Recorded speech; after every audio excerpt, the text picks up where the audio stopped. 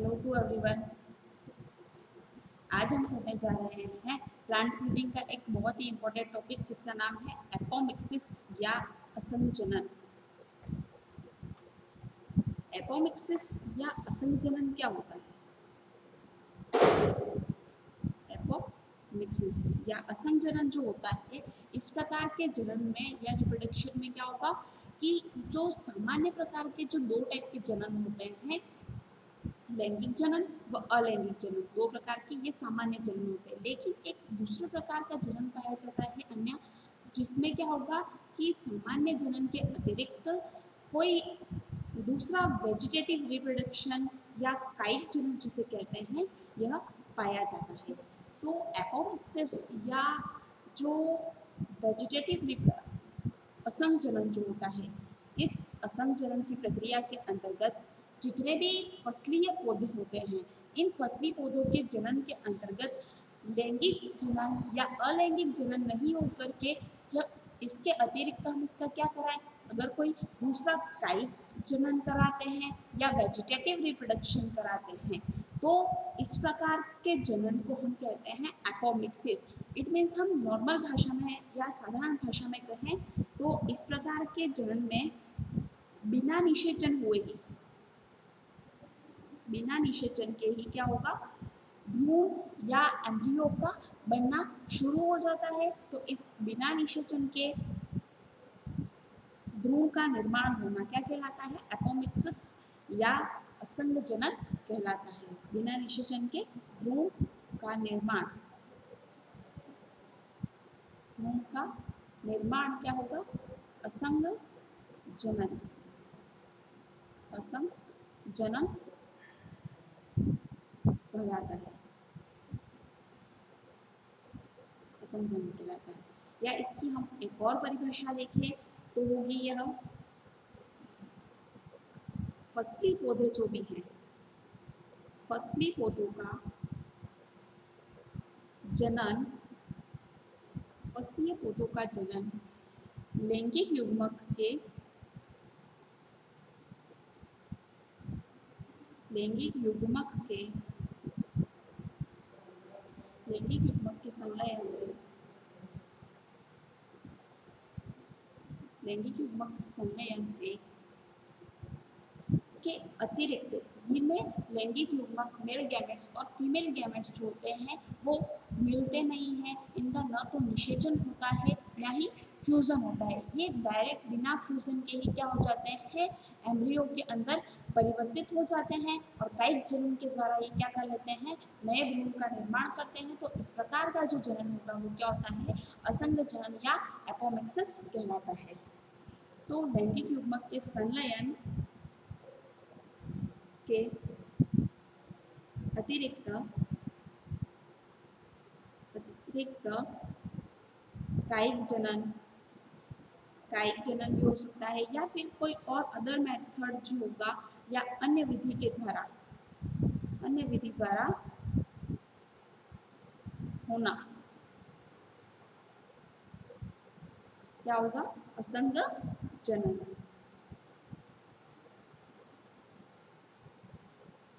असंग जनन कहलाता है, असंग जनन कहलाता है। तो हमने देखा अभी कि असंग जनन या एपोमिक्सिस जो होता है वो कैसे बनेगा। तो इसमें मेल गैमेट्स और फीमेल गैमेट जो होते हैं ये बिना मिले ही क्या कर लेते हैं, बिना मिले ही क्या करेंगे, इनमें न तो निषेचन होगा और न ही संलयन होगा। इसके अतिरिक्त कायिक विधि के द्वारा ये क्या कर लेते हैं, नए भ्रूण का निर्माण कर लेते हैं। तो इस प्रकार का जनन एपोमिक्सिस या असंग जनन कहलाता है। अब हम देखते हैं कि जो एपोमिक्सिस होता है इसके प्रकार। तो एपोमिक्सिस के प्रकार देखते हैं हम, टाइप्स ऑफ एपोमिक्सिस या असंग जनन के प्रकार।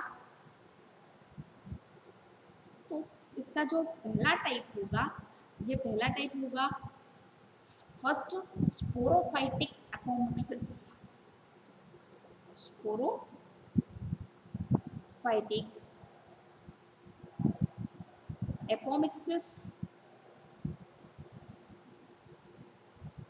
और सेकेंड जो टाइप है इसका वो होगा gametophytic apomixis. Gametophytic apomixis second.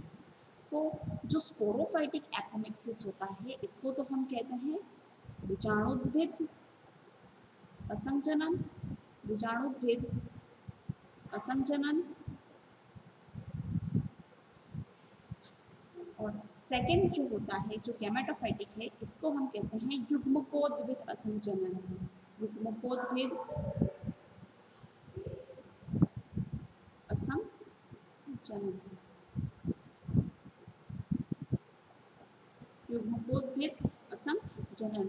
तो फर्स्ट जो स्पोरोफाइटिक एपोमिक्सिस या असंजनन होता है इसकी बात अगर हम करें तो फर्स्ट बात करते हैं हम स्पोरोफाइटिक की। स्पोरोफाइटिक एपोमिक्सिस इस प्रकार के असंजनन के अंदर हम देखते हैं कि जो नॉर्मल जो भ्रूणकोश की संरचना होती है पहले ये हम देखते हैं। तो फर्स्ट प्रकार में जो नॉर्मल तुम्हारा क्या होता है जो भ्रूणकोश होता है इस प्रकार के भ्रूणकोश की संरचना में सामान्य संरचना होती है यह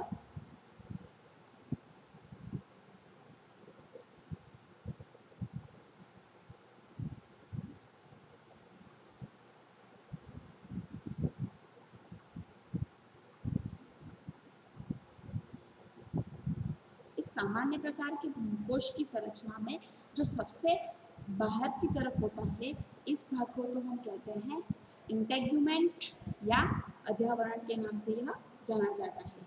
ये इंटेग्यूमेंट या इसे कहते हैं हम अध्यावरण। तो इंटेग्यूमेंट या अध्यावरण जो होता है ये इसका सबसे बाहरी भाग होता है। ये सामान्य भ्रूणकोश।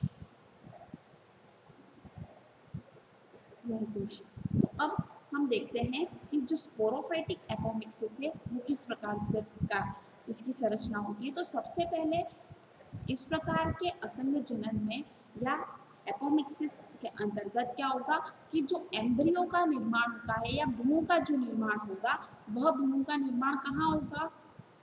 तो ये जो भ्रूण कोश होता है इस भ्रूण कोश के बाहर की संरचना, तो इसके बाहर की संरचना हमारी होती है एक तो इंटेग्यूमेंट होता है और दूसरा जो होता है वो यहाँ पर होता है न्यूसीलस जिसे हम कहते हैं बीजांड काय कहते हैं। तो ये इधर की तरफ होता है बीजांड काय, बीजांड काय, इसको इंग्लिश में कहते हैं हम न्यूसीलस, न्यूसेलस।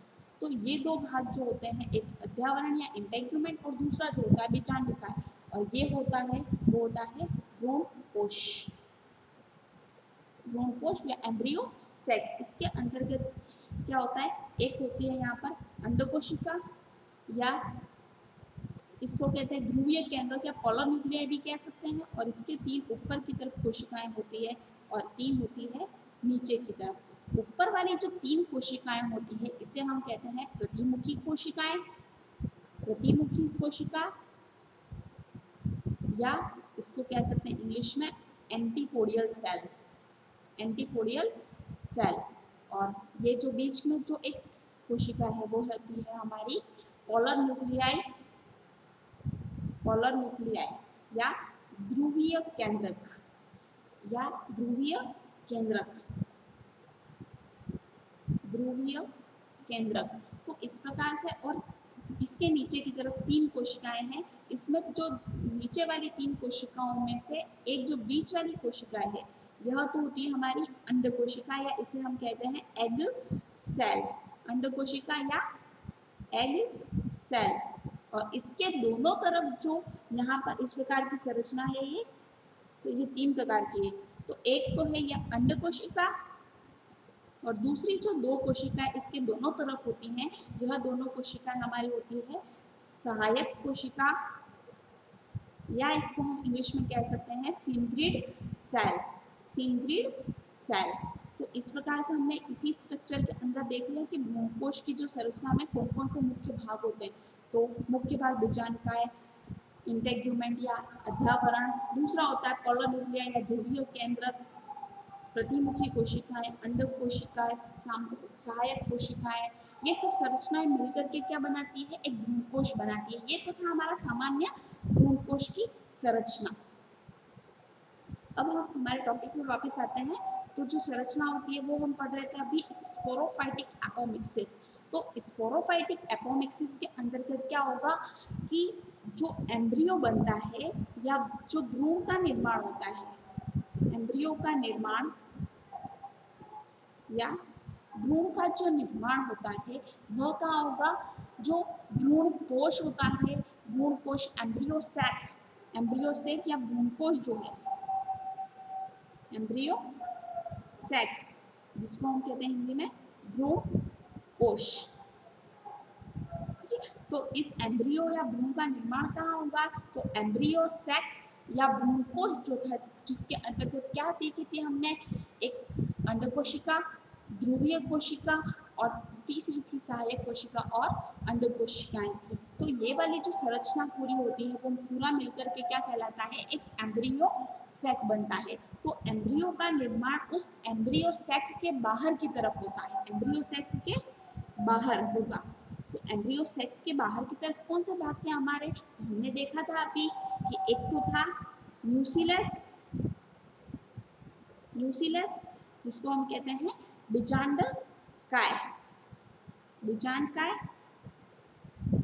और दूसरा वहां पर भाग था इंटेग्यूमेंट, इंटेग्यूमेंट या अध्यावरण जो था।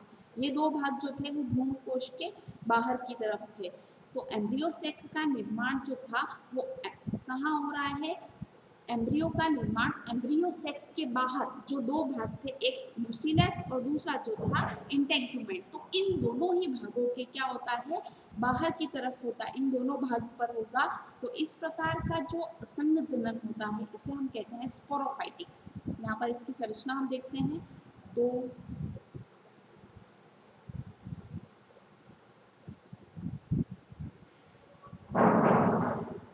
यहाँ पर इसका निर्माण जो होगा इस भ्रूण कोश या एम्ब्रियो सैक के बाहर की तरफ इसका एम्ब्रियो का निर्माण होगा। तो इस प्रकार का जो एपोमिक्सिस है इसे हम कहते हैं स्पोरोफाइटिक एपोमिक्सिस, या इसे हम कह सकते हैं दूसरा एडवेंटेटिव एपोमिक्सिस, इसको हिंदी में कह सकते हैं हम अपस्थानिक भ्रूण। और सेकेंड टाइप अगर हम इसका देखते हैं तो सेकेंड टाइप होगा हमारा गैमेटोफाइटिक एपोमिक्सिस या युग्मकोद्भिद असंग जनन।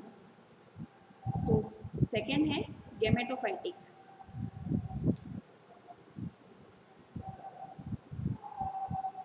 Gametophytic apomixis.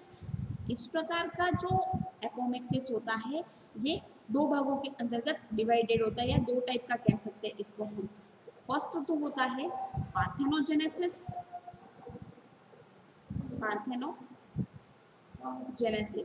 इसको हम हिंदी में कहते हैं अनिषेक जनन, अनिषेक जनन फर्स्ट। और जो सेकेंड होता है इसका गैमेटोफाइटिक एपोमिक्सिस का टाइप, उसका नाम है एपोगेमी, एपोगेमी या इसको कहते हैं अपयुग्मता, अपयुग्मता।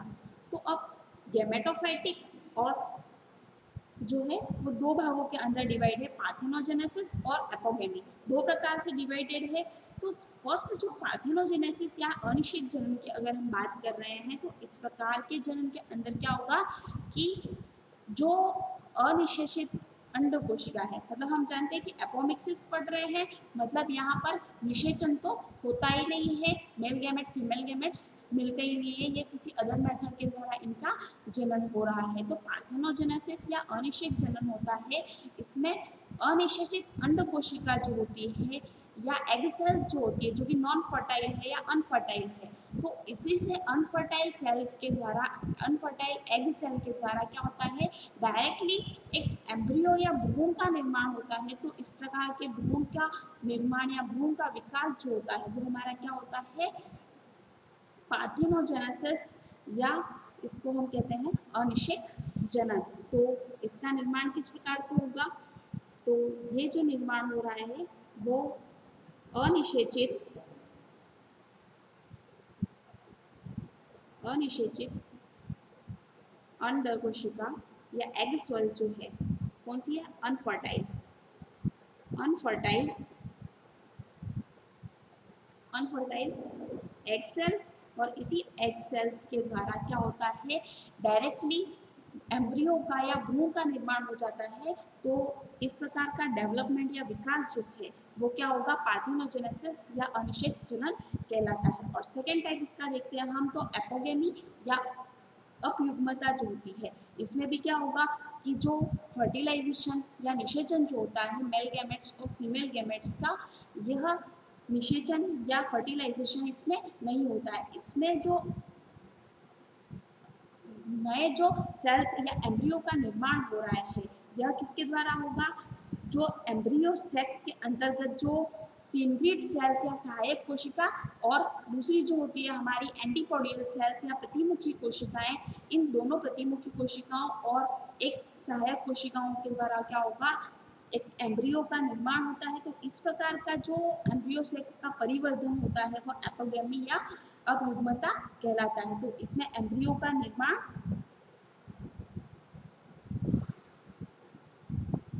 एंटीपोडियल सेल,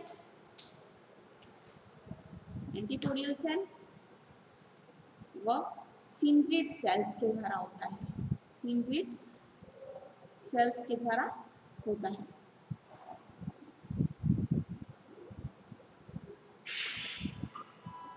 तो इस टाइप का जो एम्ब्रियो का निर्माण होता है वो एपोगेमी या अपयुग्मता कहलाता है। अब नेक्स्ट, जब स्पोरोफाइटिक और गेमेटोफाइटिक एपोमिक्सिस दोनों प्रकार का एपोमिक्सिस हम देखते हैं, तो उसके बाद एक नेक्स्ट साइंटिस्ट आते हैं जिनका नाम होता है प्रोफेसर पंचानन माहेश्वरी। तो ये प्रोफेसर पंचानन माहेश्वरी जो होते हैं ये एपोमिक्सिस को 3 पार्ट्स के अंदर क्या करते हैं, डिवाइडेड कर देते हैं। डॉक्टर पंचानन माहेश्वरी,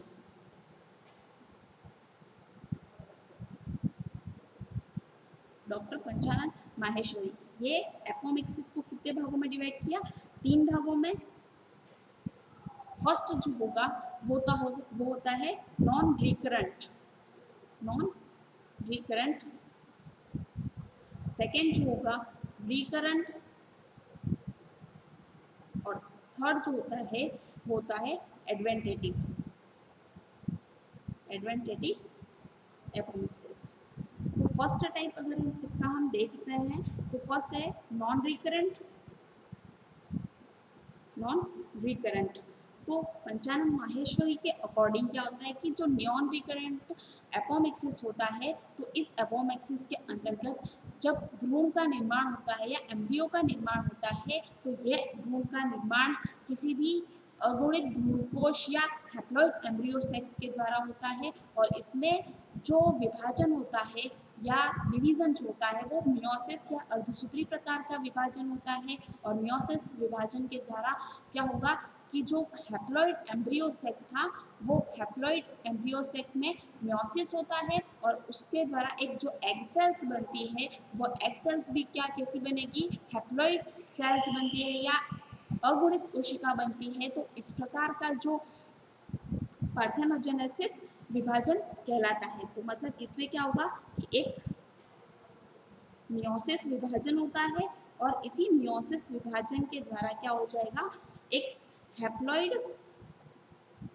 या अगुणित एम्ब्रियो सेक का निर्माण होता है। हैप्लॉइड एम्ब्रियोसेक या अगुणित बनता है तो ये एन टाइप का होगा, और इसी हैप्लॉइड एम्ब्रियोसेक के द्वारा क्या होगा, एक एग सेल्स बनती है, और ये एग सेल्स भी कैसी होगी, हैप्लॉइड एम्ब्रियोसेक था तो एग सेल भी हैप्लॉइड होगी या अगुणित होगी। तो इस प्रकार का जो विभाजन हो रहा है या असंचलन हो रहा है इसे हम कहते हैं हैप्लॉइड पार्थेनोजेनेसिस भी इसे हम कह सकते हैं। तो ये क्या है, एक हैप्लॉइड पार्थेनोजेनेसिस के नाम से भी इसे जाना जा सकता है। जो पहले हमने गैमेटोफाइटिक एपोमिक्सिस के अंदर पढ़ा था तो उस प्रकार में हमने क्या देखा था, पार्थेनोजेनेसिस। पार्थेनोजेनेसिस में भी क्या हो रहा था, नॉन फर्टाइल सेल्स थी, उसी नॉन फर्टाइल सेल के द्वारा ही क्या होता है, हैप्लॉइड पार्थेनोजेनेसिस हो रहा है, बस यही बात है। तो उसी हैप्लॉइड पार्थेनोजेनेसिस का यहाँ पर नाम चेंज है या टर्मिनोलॉजी जो होती है वो इसकी चेंज होती है, जो कि नॉन रिकरेंट यहाँ पर इसका नाम दे दिया गया है इसका। तो इसकी हम परिभाषा देखें तो इसकी होगी, यदि अगुणित भ्रूण कोश, अगुणित भ्रूण कोश या अगुणित भ्रूण कोश जिसको कहते हैं हैप्लॉइड एम्ब्रियो सेट, तो इसी यदि अगुणित भ्रूण कोश का निर्माण, इसका निर्माण कैसे हो रहा है, किसी भी एंटीपोडियल सेल के द्वारा हो रहा है। एंटीपोडियल मतलब प्रतिमुखी कोशिका द्वारा होता है निर्माण, एंटीपोडियल सेल मतलब प्रतिमुखी कोशिका द्वारा होता है, प्रतिमुखी कोशिका द्वारा हो या फिर सहायक कोशिका द्वारा हो, एंटीपोडियल को कोशिका या सहायक कोशिका द्वारा, जिसको हम इंग्लिश में कहते हैं सिंग्रेट सेल्स के द्वारा से हो, कोशिका से हो, तो इसे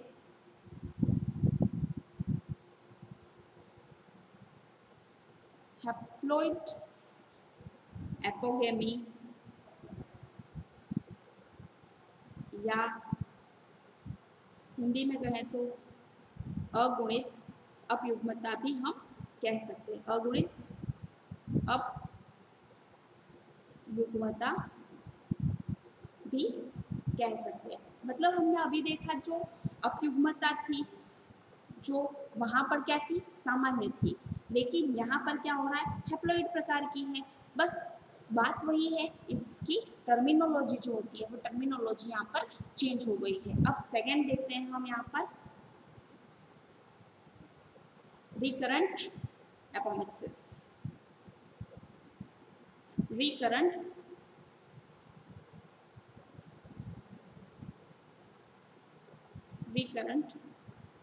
एपोमिक्सिस। तो अब रिकरेंट जो एपोमिक्सिस है, इस एपोमिक्सिस के अंतर्गत क्या होगा कि जो भ्रूण कोश या एम्ब्रियोसेक का निर्माण है, इस एम्ब्रियोसेक के निर्माण में मियोसिस विभाजन या अर्धसूत्री विभाजन यहाँ पर नहीं होता। मतलब अर्धसूत्री विभाजन नहीं होगा तो ये जो सेल्स थी वो कैसी होगी, यहाँ पर द्विगुणित ही रहेगी। तो इस प्रकार के अंदर द्विगुणित सेल्स रहती है, और द्विगुणित एग सेल्स के अंदर क्या होगा कि जो नई प्रकार की जो बन रही है, ये फर्स्ट कंडीशन है, इसमें दो कंडीशन होगी रिकरेंट में। पहली कंडीशन जो होती है द्विगुणित भ्रूणकोश से की अंड कोशिका द्वारा क्या होगा, एक द्विगुणित एम्ब्रियोसेक या भ्रूणकोश का निर्माण होता है, एम्ब्रियोसेक का निर्माण होता है। तो इसी द्विगुणित एम्ब्रियोसेक का निर्माण जो हो रहा है तो इसे हम कहेंगे, क्या कहेंगे, डिप्लॉइड पार्थेनोजेनेसिस, डिप्लॉइड पार्थेनोजेनेसिस। तो फर्स्ट रिकरेंट के अंदर की पहली कंडीशन द्विगुणित कोशिका या द्विगुणित अंड कोशिका से किसका निर्माण होता है, द्विगुणित भ्रूण कोश का निर्माण हो। तो इस प्रकार के निर्माण को, इस प्रकार के भ्रूण निर्माण को हम कहते हैं डिप्लॉइड पार्थेनोजेनेसिस, या इसको हिंदी में कहें तो द्विगुणित भ्रूण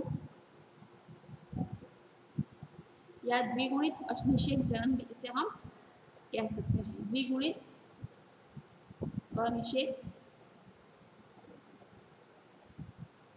जनन। तो फर्स्ट जो हो गया हमारे रिकरण की पहली कंडीशन, रिकरण दो टाइप का है। पहली जो कंडीशन है द्विगुणित अंड कोशिका के द्वारा क्या हो रहा है, इसमें द्विगुणित ही भ्रूण कोश का निर्माण हो रहा है, तो ये हो गया द्विगुणित अनिषेक जनन या डिप्लॉइड पार्थेनोजेनेसिस कहलाता है। अब इसकी हम देखते हैं सेकेंड कंडीशन। अब सेकेंड कंडीशन जो होगी बी कंडीशन, इस बी कंडीशन के अंदर होगा जो कोशिका होती है वो भी होती तो द्विगुणित है या 2n है, लेकिन द्विगुणित कौन सी कोशिका हो सकती है, यहाँ पर सिंग्रिड कोशिका, सिंग्रिड सेल्स, या इस सिंग्रिड सेल्स के द्वारा क्या होगा, सिंग्रिड सेल्स या एंटीपोडियल सेल, एंटीपोडियल सेल। तो जो द्विगुणित कोशिका कौन सी है यहाँ पर, सिंग्रिड कोशिका, या इसको हम कहते हैं सहायक कोशिका। तो जो द्विगुणित सहायक कोशिका या प्रतिमुखी कोशिका जो है,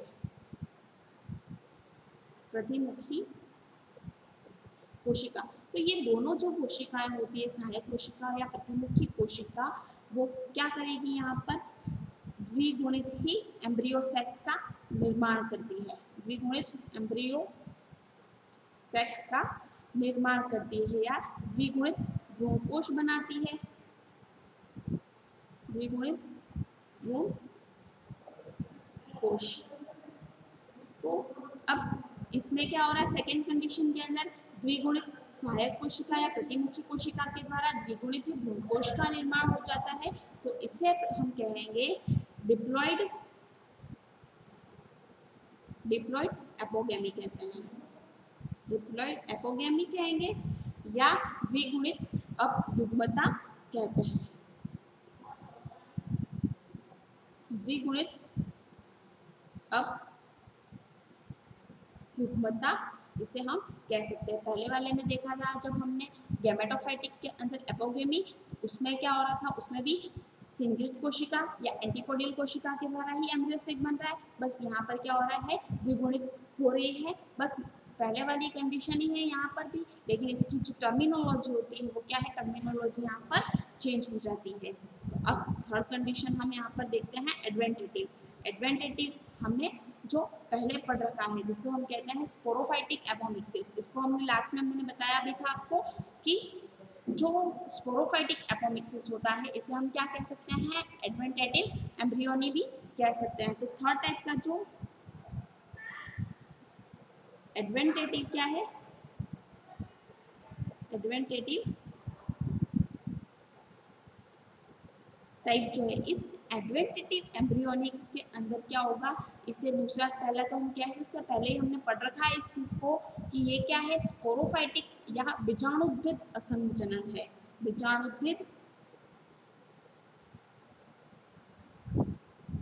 बीजाणुद्भिद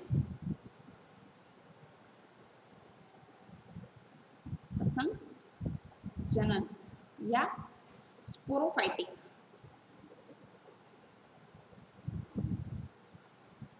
स्पोरोफाइटिक एपोमिक्सिस होता है। तो इसमें क्या होगा कि जो सामान्यतः जो एम्ब्रियो बनता है वो एम्ब्रियो कहाँ बनता है, तो जो एम्ब्रियो सैक होता है या भ्रूणकोश, उस भ्रूणकोश के बाहर की तरफ क्या होता है एम्ब्रियो का निर्माण होता है, और बाहर की तरफ कौन से भाग होते हैं, तो इसमें बाहर की तरफ जो भाग होंगे वो होते हैं न्यूक्लियस, न्यूक्लियस जिसको कहते हैं बीजांडकाय,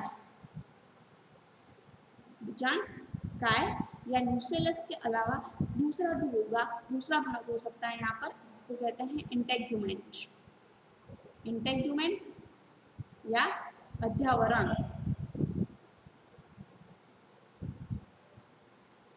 तो एम्ब्रियो या न्यूक्लियस, एम्ब्रियो का निर्माण यहाँ पर कहाँ होता है, एम्ब्रियो सेक के बाहर, एम्ब्रियो सेक के बाहर दो भाग होते हैं, एक तो न्यूक्लियस और दूसरा होता है इंटेग्यूमेंट जिसको बीजांडकाय या अध्यावरण भी हम कह सकते हैं। तो भ्रूणकोश के बाहर की जो कोशिकाएं हैं उस भ्रूणकोश के बाहर की कोशिकाओं से क्या होगा, अध्यावरण से भ्रूण का निर्माण हो, तो इस प्रकार के जनन को या एपोमिक्सिस कहा जाता है, एडवेंटेटिव एपोमिक्सिस, या दूसरा इसको कह सकते हैं बीजाणुद्वित असंचरण, जो कि हमने पहले भी इसकी फर्स्ट कंडीशन में देख रखा था।